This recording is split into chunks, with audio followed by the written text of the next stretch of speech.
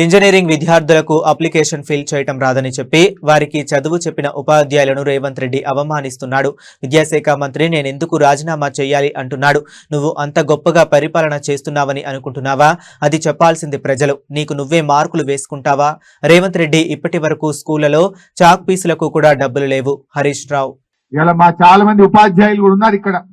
ఇలా ముఖ్యమంత్రి గారు ఈరోజు హైదరాబాద్ లో మాట్లాడుతూ చాలా పెద్ద పెద్ద మాటలు మాట్లాడిండు. ఏమంటున్నారు? ఇవాళ యాక్చువల్గా ఈ ముఖ్యమంత్రి గారికి ఎక్కడ ఏం మాట్లాడాలో కూడా తెలియదు.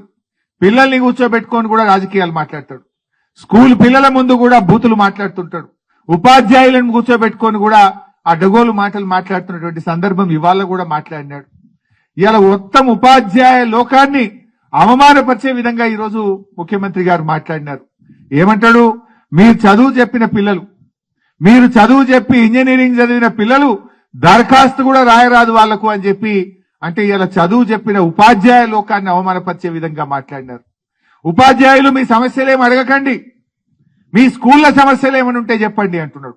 ఉపాధ్యాయులు ఏం అడగద్దట.